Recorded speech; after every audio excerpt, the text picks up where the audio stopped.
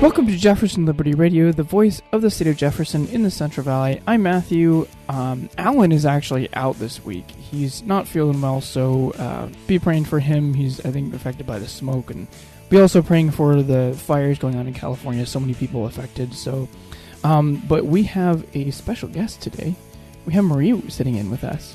Marie, can you tell us about our next event? Hi, Matthew. Hi, Pat. Yes, our next event is December 5th at Grizzly Rock Cafe at 6:30, and we're going to be discussing how we move forward in Stanislaus County and where you fit in, and about our great events that will be coming up in 2019. Awesome. Thank you so much. This episode is sponsored by AL Certified Safe and Lock. AL's offers locksmithing services and alarm systems for a range of applications, including burglary, fire, tamper, medical emergencies, and much more. AL's has been locally owned and managed in Modesto for nearly 70 years, and with thousands of loyal and satisfied customers, you can be sure AL's will meet and exceed your needs. For more information, call 1-800-700-4780 or go to alsalarm.com. That's ALSALARM.com. Thank you so much to AL Certified Safe and Lock for sponsoring our show. Well, Pat, you're sitting in as host for Alan, so let's take it away. Well, welcome everybody to Jefferson Liberty Radio. Tonight, we'd like to welcome Kevin Fox to our podcast. Welcome, Kevin. Thank you very much. Glad to be here. Thank you for having me. Oh, you're welcome. Well, let's get right into it, Kevin. Can you give us a little bit of background give us some information about yourself? I'm an open book. I've been on the radio. My story is last 2 years until recently. So my story is kind of out there. I need some more specifics. What do you want to know about me? Well, yeah. Other than I am a conservative Republican in the state of California, which is an endangered species these days. Hey, okay, that's good. I'm glad to know that part. But yeah, I guess you were on 1360 Yes. KFIV for quite some time. Did you grow up in Stanislaus County? Yes, Stanislaus and San Joaquin. So I grew up here. So I was born in, I like to say, some other Dale. I live in Oakdale now, but I was born in some other Dale, but that was only because there was no hospital in that town, and then shortly thereafter we came to the valley here, and I grew up on farms and ranches around Stanislaus and San Joaquin County. So you're native California. Mm-hmm. That's good. I am not, but yet We don't hold that against you. Don't hold that against me. That's what I'm trying to say. That's good. So how did you get involved in talk radio? Again, it's a story I've shared with a lot of folks, so it's no secret. For some who haven't heard, maybe. I was in marketing for a long time, in what I like to call public communications. So, I worked, one of my biggest clients, I was self-employed, and one of my biggest clients was the Cowboy Museum over in Oakdale. As a matter of fact, I'll go way back to the beginning here. Okay, good. Christy Camarillo, when I moved to Oakdale, I'll take another step back. Okay. My wife and I left Tracy, where we were living at the time, and we're high school sweethearts, been married, and she'll kill me if I get this wrong, but but I'm going to get it wrong, so sorry, honey. We've been married 23 years now. Before that, we were high school sweethearts. So we've been together, I tell her 50 years. It feels like 50 years, honey. But I can relate. I followed her off to college. Okay, so I didn't attend. I attended college sporadically, but college was way more fun for me outside of the classroom. All right, so I learned concert production and promotion and publishing. I self-published around here. There's the Modesto View, Chris Murphy's magazine. I published a similar magazine in Humboldt County. We lived in Santa Cruz for a time, and we hopped around. All of that was because, growing up here in the Valley, this place is, how does the president call it? It's an S-hole, right? Oh. Okay, so if you're growing up here, you hate it here, and you want nothing more than to get out of the Valley, right? Because there's got to be something bigger, got to be something better out there in the great big world, right? Well, I discovered that there's not, especially after about 1994, which was the invention of the internet. Okay, so I realized then, now that I have things like Amazon or eBay or whatever, I can get anything I want and be home. Okay, and it really was one of those moments. My wife had just finished her degree, and we were sitting down and talking about where we wanted to go. And of course, I was in the music scene, and my first response was Nashville. I want to go to Nashville because I wanted to work in the music scene. And I was having a lot of fun doing what I was doing. I was booking 3 different nightclubs, per week. Mm-hmm. So 3 days a week, 3 different nightclubs. We managed, as a production manager, I managed an 880-seat theater that we did shows at once a month. We did a lot of reggae, a lot of bluegrass, a lot of jazz, those kind of shows. Some hip hop, that kind of thing. But it was a college town, right? So that's what pays the bills. So I wanted to move to Nashville. She said, no, not moving to Nashville. And then I said, well, Austin. Austin sounds great. It's a music city. That's where I want to go. I can make a living there. And she didn't want to go. I threw out some other suggestions, and everything was shot down. Boom, boom, no. Well, it ended up that, her family's here, and my wife is from England. My wife is from London, and her family is here. What she wasn't telling me was that she wanted to be close to her family. So that meant we were going to come home. So we came back to Tracy, and we decided that we were going to, start the life, get a house, white picket fence, dog, that kind of deal. And I did much of that. And the American dream. That's what they say it is. That's what they say. That's right. So we ended up getting a house before the bubble. Right? The real estate bubble, the housing bubble. So I got a great deal on this house, my first house over in Tracy. And I grew up in that town. That town, during the 80s, Tracy was just awesome, but it was very small. It was the kind of place where if you ran into somebody, you were like, I'm the son of so-and-so, because everybody knew you, knew your family, or knew your brothers, knew your sisters, right? And the Foxes were pretty well known through Tracy High, right? There was a succession of brothers and sisters that came before me. Yeah. So all the teachers knew me, and all the counselors knew me, and so on and so forth. Going to high school there. So when we came back, we were lucky enough to buy a house before things started to explode. And then, I worked in the Bay Area, did a lot of construction jobs and this and that. Never was really satisfied because that town had absolutely exploded. I mean, the sprawl was everywhere. I mean, the houses were enormous. You're talking about Tracy? Yeah, the city of Tracy, which is right. Now has peaked out again. Yes. I realized then, being so connected to agriculture and growing up on farms and ranches, that really the only way you're going to make money in agriculture is to get somebody on the city council, then run them for, a state senate position, then run them for Congress, i.e. Richard Pombo, and then, subdivide from Ag 40 into residential or commercial, and then sell the property, and now you've made money in agriculture, right? Right. So that's the recipe for success in agriculture. It's politics. For those that wanted a little tip.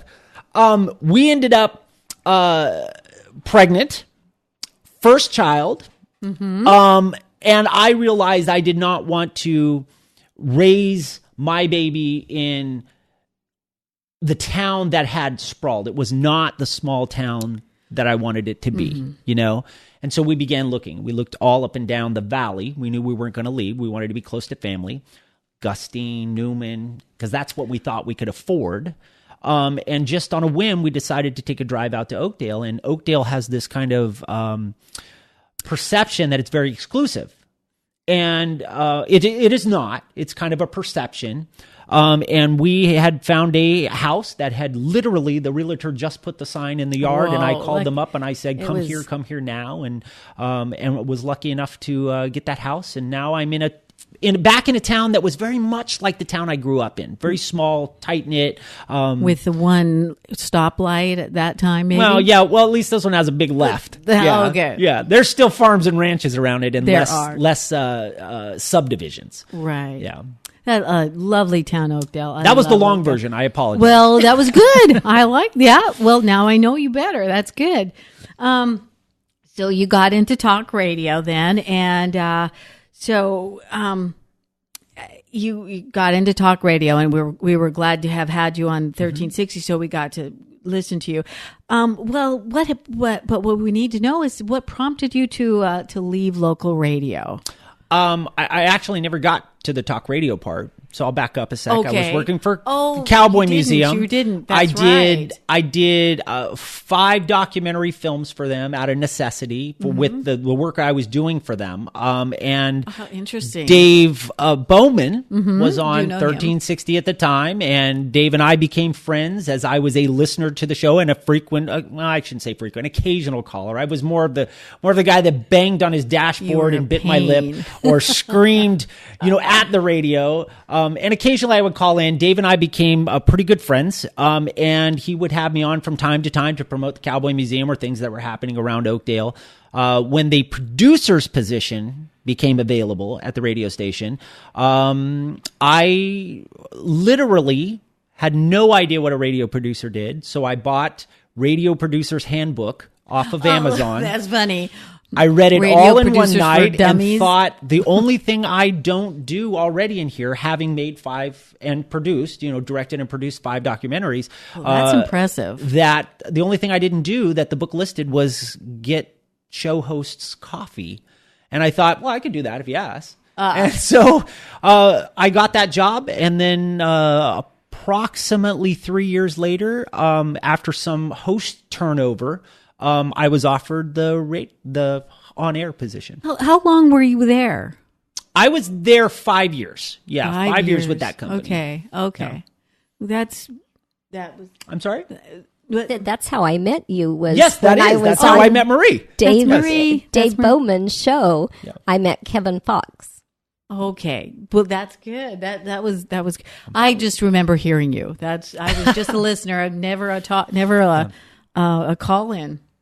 I need to do that someday. Call into a radio program. Maybe get over my fear of being on the radio. Like I'm right here. I am way out of my comfort zone. That's for sure.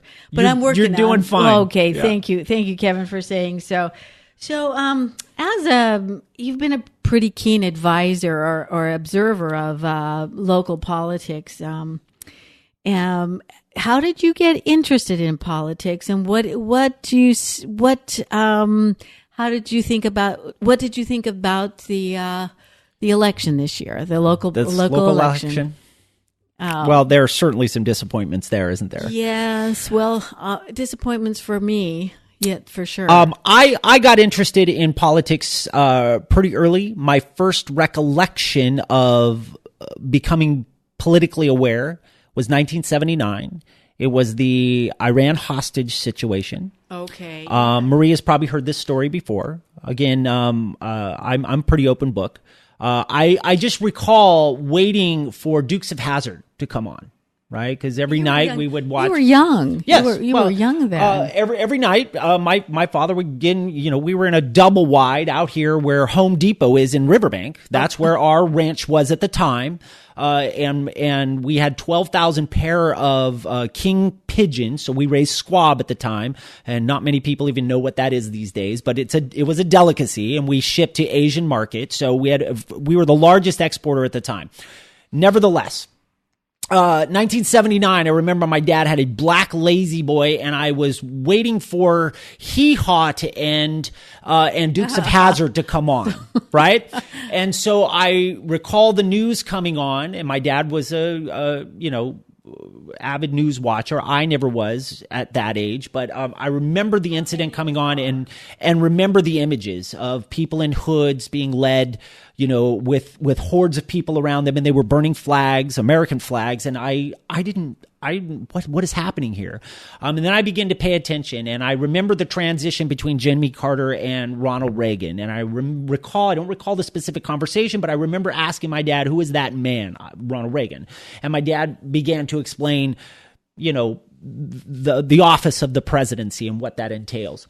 And that's my earliest recollection of politics. Other than that, I began to follow it. Some people like football, some people like baseball, some people are, NASCAR fans.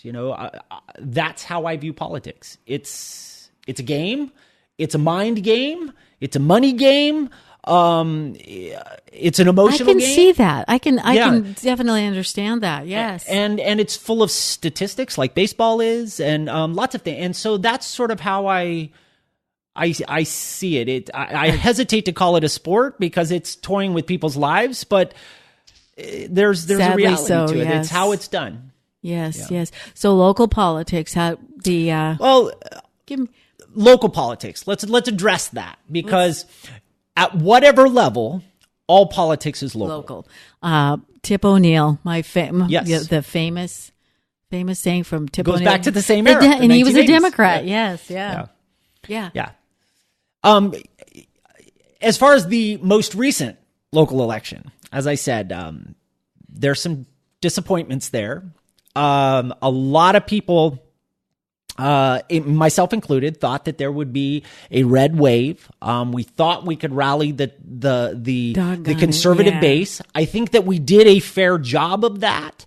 We did in Stanislaus County. Yes, in Stanislaus. We in this, when you're talking about the congressional district 10, which encompasses 2 counties, one of which is a whole lot more liberal influence than conservative influence these days, with cities like Stockton and Manteca being included and Tracy being so adjacent to the Bay Area. I think that had a big effect.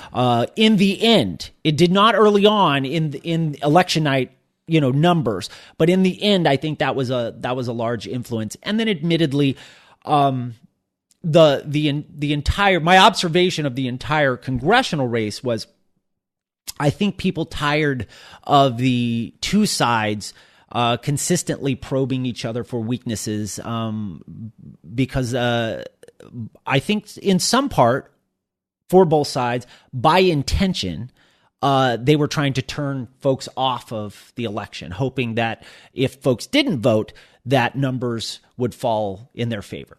And you think which side would have benefited from that? I think both sides would have. Both, I definitely think both sides were playing that as a game. Okay. And if you've paid attention to the social media fights that were going on, mostly on Twitter, which is a cesspool. But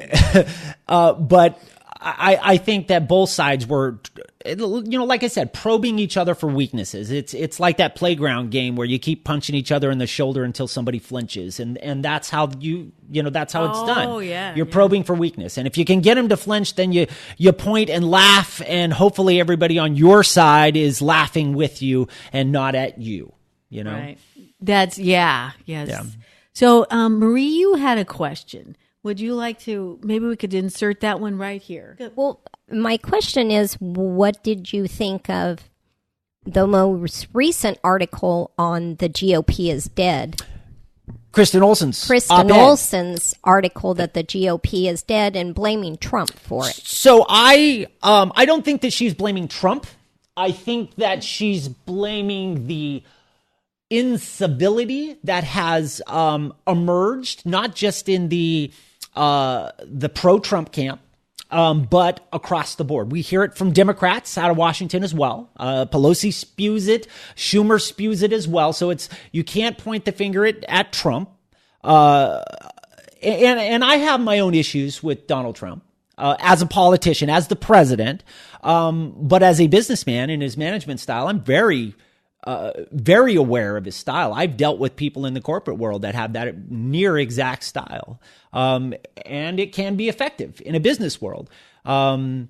Washington politics is not a business. We all say we wish it was, and we all say we want the government should be run like a business, right? But nobody ever will, because most of those folks in Washington don't have a clue how business runs. And if they did, they wouldn't do it that way. It's pretty simple. Now, specifically to Kristen Olson's op-ed, which is very good, by the way. I recommend that everybody reads it. You can see it on Cal Matters.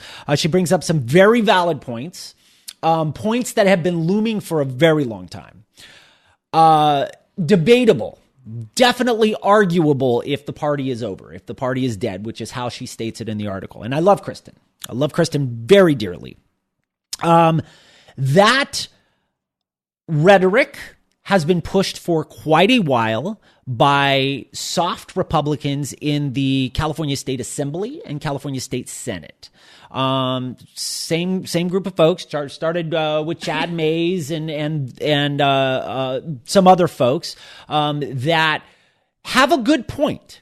Now, I have said, and some people cower when I say this, but it is true.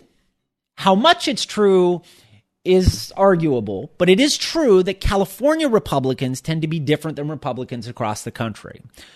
I like to think that that is by necessity. It is a survival tactic.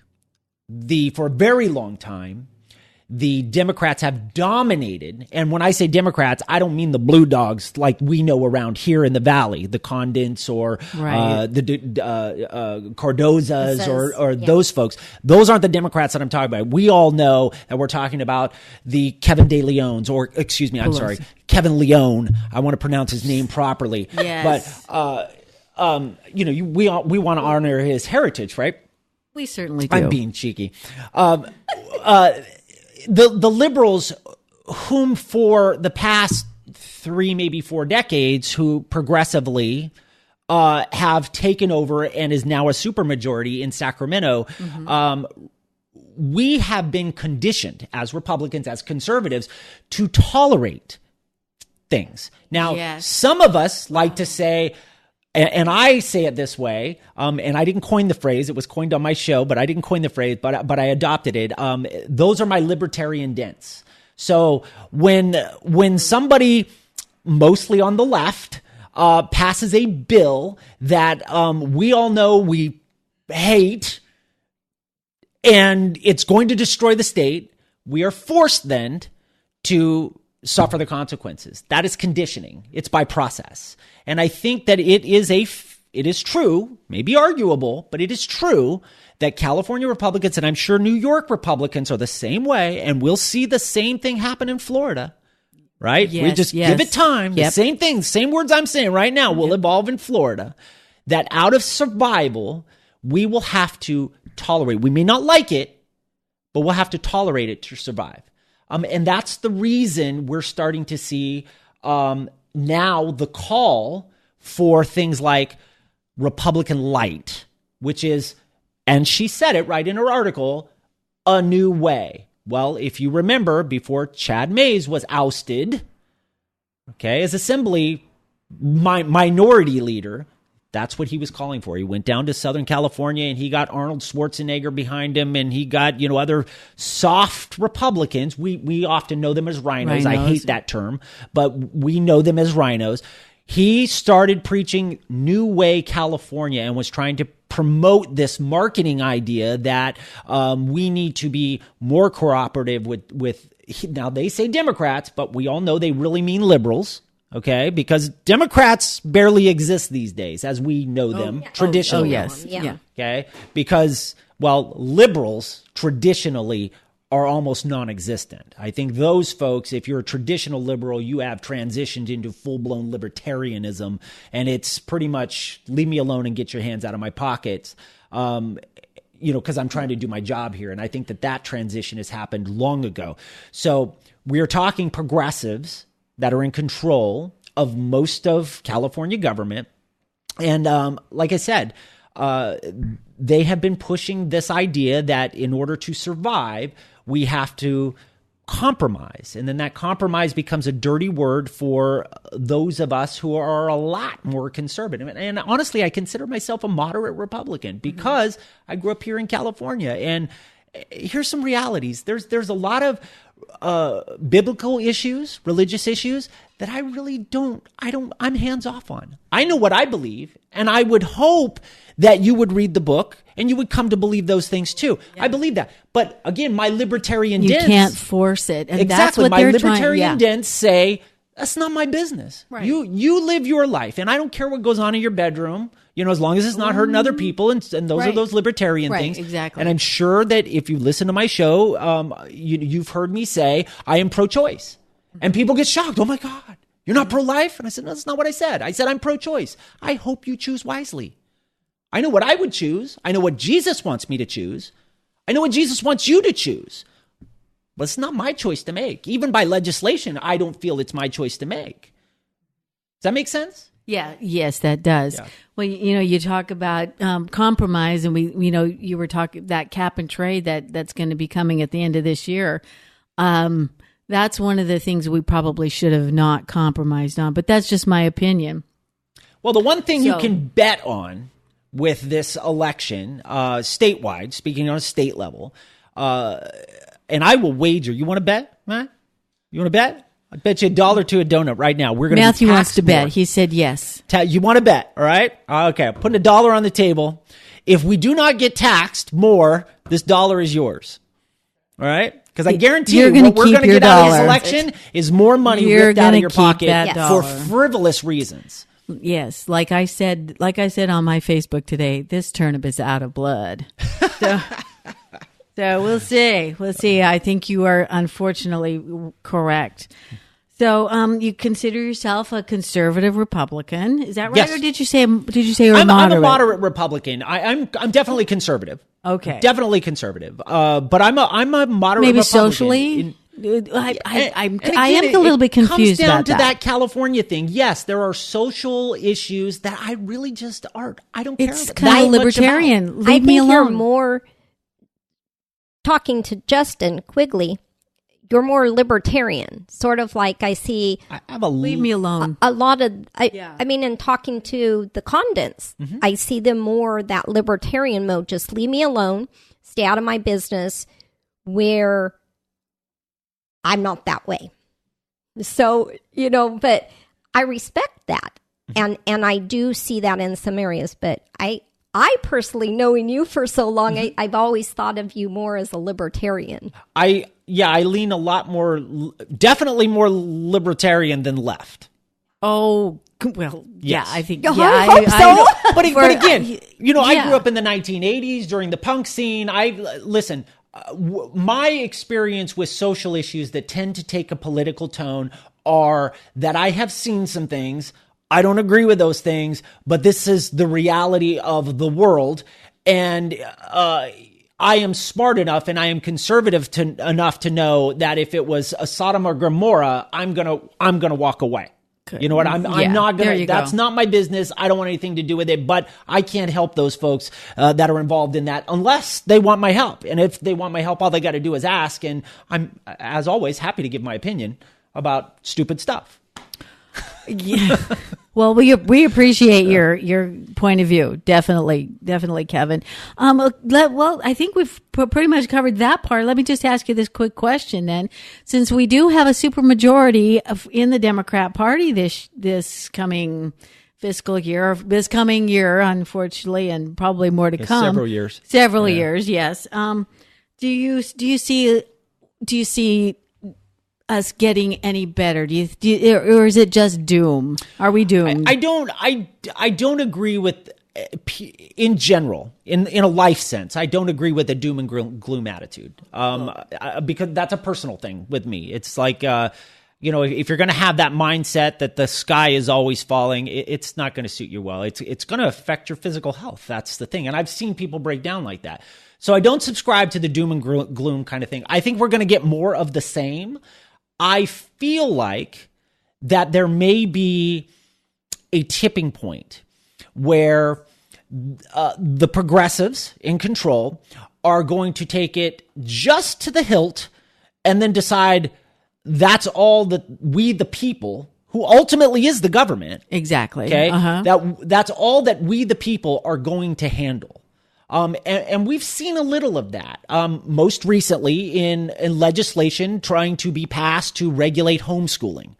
Okay. Yeah. So now that may sound like a minor thing. Okay. But in the end, there was no way around how stupid that legislation was, because the homeschoolers got together and they pushed back. They went to Sacramento and they said, look, this is a ridiculously stupid idea. You're not coming into my home unannounced to ask for stuff that you have anyway.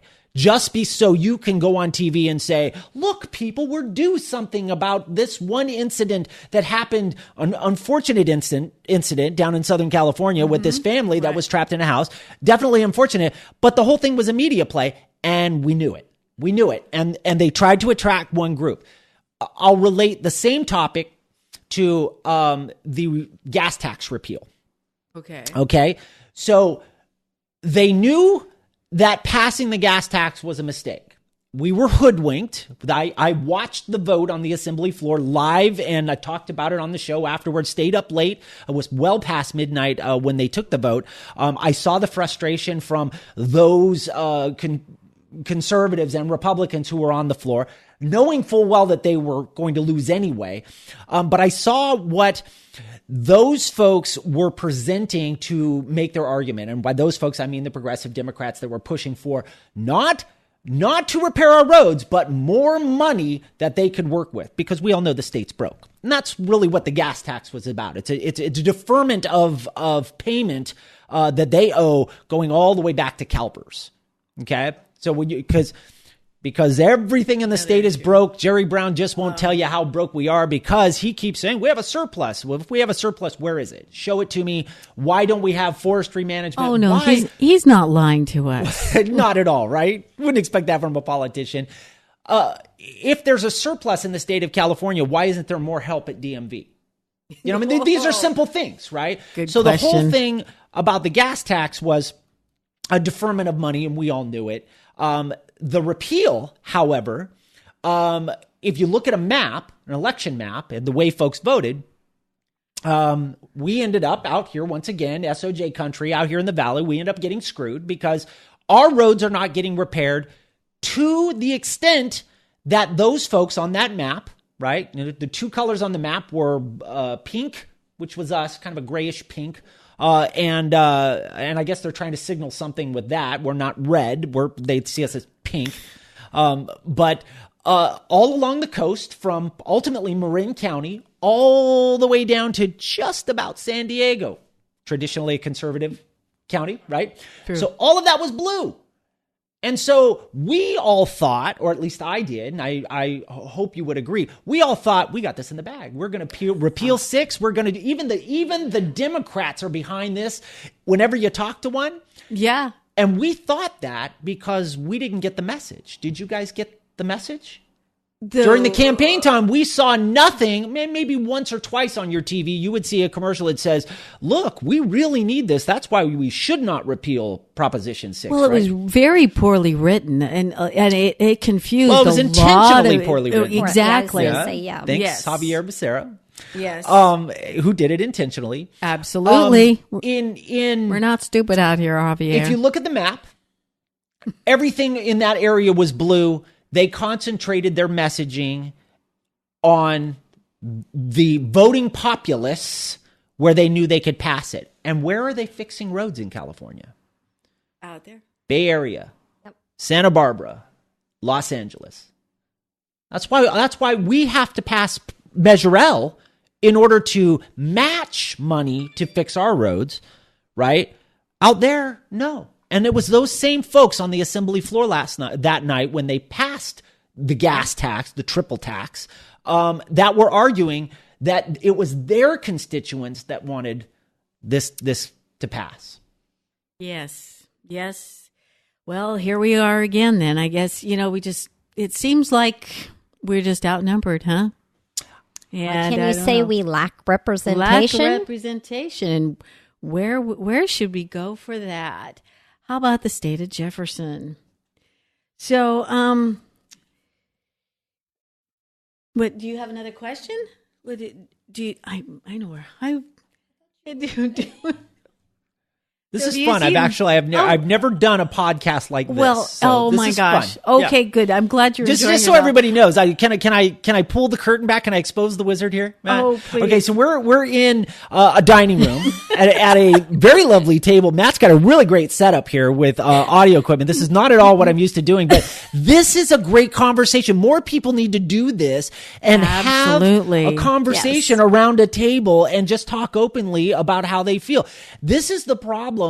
And I'm sure if other folks have heard You're this, right. this is the problem with America today. We are told for fear of offending someone, don't talk about religion, don't talk about money, don't talk about finances, don't talk about politics, and that is to our detriment in this country. I agree. I I agree. completely agree with that. Senator H.L. Richardson, who started Gun Owners of California and of America, wrote a book called Confrontational Politics. And in that book, he describes how we're trained as Christians. but he also describes how to break that mold. So if any of you out there want a good book on how to break yourself from it, you got to get that book from Sam Paredes, because it's awesome. Because we are quiet. We don't sit around a table, and he's telling us we have to do that because it's the only way to get our message out and become who we are. It's so much easier to be with like-minded individuals. It's easier to do that. Yeah, I agree with that. It's so much easier, but it's not challenging. It's not fun. It's not challenging. It isn't. Well, it could be fun, but it's not challenging. You're right. Yes. I have more fun meeting with my Democrat friends and learning from their point of view, and them learning from my point of view, and then working together on a solution. And I'm glad you're doing just described that. how politics is supposed to work. That's exactly. I right. have fun. I enjoy our meetings, but I enjoy my coffee hour with them. Mm-hmm. It's Well, fun. you must invite us next time you do that. If For only sure. we could get, Schumer and McConnell to sit down like Oh, yeah, and the reality is they probably do. And like I said earlier in the podcast here, it's a game. And is. what you see on TV is not in actuality what's happening behind the On the scenes. scene. I believe you're correct. They shake hands when they leave a meeting, and they smile at each other, and they go play golf on the weekends. We know that that's the truth. But when they come out and the cameras are in the hallway, they're screaming and shaking their fist, Well, and read- it's all facade. Yes. It's all for show. yeah. Read Reagan's diary and how he pulled them in and he sat would- he around would- the table. He would talk about Tip O'Neill, who I Yes. already mentioned earlier. Exactly. They were actually very good friends, I believe. Sure. Yeah. So I've got one more question here, Kevin. So how do you see the 2018 midterms influencing the 2020 general election? It's going to be a fight. It's going to be a fight. On the left, they believe it's a fight for, I don't know, how do they say it? Our moral virtue or something to that effect. I think Who's saying that? anybody on CNN or MSNBC or There we go. or any Democrat that ran in a very close race across the country, that's what they're saying. That's what That's what they want folks to believe, that we are in it's moved from a constitutional crisis to a moral dilemma, and they want you to believe that, and it's part of the messaging. It's not. Regardless of what happens in 2020, I want folks to know right here, right now, mark my words, Foxtradamus is predicting it. Okay. I see your crystal ball in front of you. Here's my prediction. Okay. Life will go on. It will not be the end of the world. Nice. Okay, so if Trump wins, awesome. Great. We know that we're going to have 4 more years of Trump. However, Trump's going to run into a lot of roadblocks. So I don't know that his agenda is dead, but we just came off of the topic of Republican light. He better make some adjustments, or we're going to have, another at least 2 years of wheels spinning. So we need to do something. Well, especially with that Congress that's coming in, that Exactly. Democrat But, the House has a little less power than the Senate does for things that Trump wants to do. But of course, we've already got, guys on their way out like Flake who are saying, I'm not going to vote for any judge or anything that Trump wants unless I get my way, on his way out. And that's to be expected. I mean, again, it's all facade and it's all for show. Now with Jeff Flake and Donald Trump, I think genuinely they probably don't like each other, right? I think probably Flake was offended by a lot of things, including because he's from the same state, how McCain was treated, right? Which again, when it comes to Trump, there's a lot of things personally I don't like about how he operates. However, he's president of the United States, and he has not unfettered power. I think that's the right word I want to use. There are checks and balances in this country, but I think moving forward, at least in the next 2 years, with with Democrats, progressives, controlling the House now, I think that we're going to have a lot of wheel spinning and we're not going to get much done. Now, if 2020 rolls around, This next 2 years could be a good thing, could be a bad thing. If we do nothing and people get fed up with it again, we could have another MAGA moment, and we could take both houses back again. Here's the bigger question, though. Okay. In the last 2 years, we held the House and the Senate and the executive branch, the Office of Presidency. We got 2 judges, right? Supreme Court judges, we did. right? Right. We are looking at RGB's on her way out, right? She's already fallen, and I can't get up, right? So she's now wearing the medic alert necklace, right? So that could be at any moment we could have another, hopefully, conservative judge on the Supreme Court. That's a generation, so we could get some things done. But the real question is, over the last 2 years, what really have we accomplished? We rolled back some regulations, which have been good for the economy. We've done some minor things, but we have not done the big things that we were promised that got Trump into office. And I think if he isn't able to do those things, just short of building the wall, okay? Because I think that there's going to be a huge fight on that. But if we don't do some things that he promised, then I don't believe that there's going to be much of a race in 2020, just because I think that the liberals are a powerhouse when it comes to fundraising and money, and I think that they've got a better plan from the local level to the top. From local politics to Washington, D.C., they have a better plan on getting folks in there. So did you hear that, folks? We need to get some stuff going here. We need to step our game up. We need to step up that game for sure. That's for sure. Okay, I'd like to thank you, Kevin, for being here tonight. And I look forward to our next meeting. Fantastic. I'm happy to come back. Thanks for having me. Okay, thank you.